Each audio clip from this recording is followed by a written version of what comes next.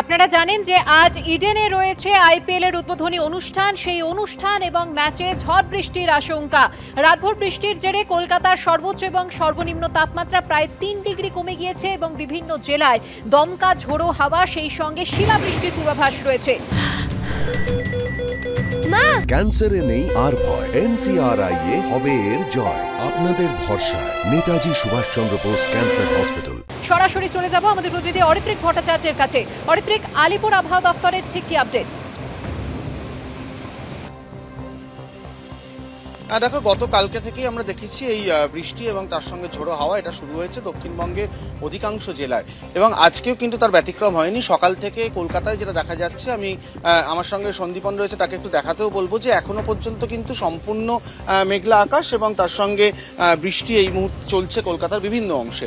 এবং জেলার কথা তুমি যদি বলো, তাহলে যেটা দেখা যাচ্ছে যে বেশিরভাগ জেলাতে, বিশেষ করে মুর্শিদাবাদ, নদিয়া, উত্তর দক্ষিণ 24 পরগনা, পূর্ব মেদিনীপুর, এই জেলাগুলিতে বৃষ্টির সম্ভাবনা রয়েছে এবং ভারী বৃষ্টির সম্ভাবনা রয়েছে বীরভূম, পূর্ব বর্ধমান, মুর্শিদাবাদ, নদিয়া এইসব জায়গাতেও। এবং তার সঙ্গে কোথাও কোথাও 40 থেকে 50 কিলোমিটার বেগে হাওয়ার সম্ভাবনা রয়েছে।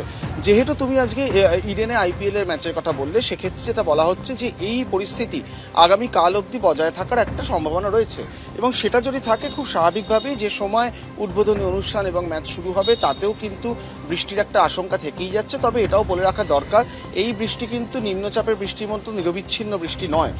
মূলত জোড়া ঘূর্ণাবর্ত, তার সঙ্গে যেটা হয়েছে যে প্রচুর জলীয় বাষ্প এই মুহূর্তে আবহমণ্ডলে ঢুকে পড়েছে, তার জেরেই এই বৃষ্টি চলছে। তার ফলে যেখানে বৃষ্টি হবে তখন সেই জায়গায় বেশ কিছুক্ষণ বৃষ্টি চলবে এবং অন্য জায়গায় তারপরে বৃষ্টি হবে, এরমভাবেই বিক্ষিপ্ত বৃষ্টি। এবার নির্দিষ্ট করে কোন সময় কোথায় বৃষ্টি হবে সেটা বলা হয়তো মুশকিল, কিন্তু যেহেতু দক্ষিণবঙ্গের অধিকাংশ জায়গাতেই আজকে দিনভর এরকমই ঝড় বৃষ্টি এবং কোথাও কোথাও 30 থেকে 40 কিলোমিটার বেগে, কোথাও কোথাও 50 থেকে 60 কিলোমিটার বেগে ঝোড়ো হাওয়ার একটা সম্ভাবনা রয়েছে, তার জেরে কিন্তু খেলার সময় কি হবে তার একটা আশঙ্কা কিন্তু থেকেই যাচ্ছে। পাশাপাশি যেটা বলে রাখা দরকার, শুধু দক্ষিণবঙ্গে নয়, আজ থেকে কিন্তু উত্তরবঙ্গেও বৃষ্টির সম্ভাবনা বাড়ছে। তার ফলে বলা যায় যে গোটা রাজ্যেই এই মুহূর্তে বৃষ্টির সম্ভাবনা রয়েছে এবং আগামী কাল পর্যন্ত দক্ষিণবঙ্গে এই পরিস্থিতি বজায় থাকবে। সোমবার থেকে আস্তে আস্তে শুষ্ক আবহাওয়ার দিকে এগোবে দক্ষিণবঙ্গ। কিন্তু এই মুহূর্তে দাঁড়িয়ে যেটা বলার, যে আজকে সারাদিনই বিক্ষিপ্তভাবে বৃষ্টি, কখনো কখনো ঝোড়ো হাওয়া, এই আশঙ্কা কিন্তু থেকেই যাচ্ছে এবং আগামী কাল পর্যন্ত সেই পরিস্থিতি বজায় থাকবে, এমনটাই জানাচ্ছে আলিপুর আবহাওয়া দপ্তর। ধন্যবাদ অরিত্রিক।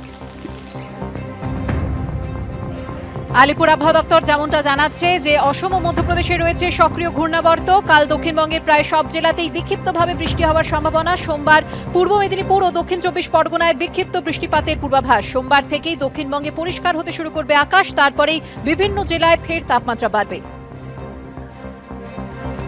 আর রাতে বৃষ্টির জেরে কলকাতার সর্বোচ্চ ও সর্বনিম্ন তাপমাত্রা কমলেও প্রায় 3 ডিগ্রি।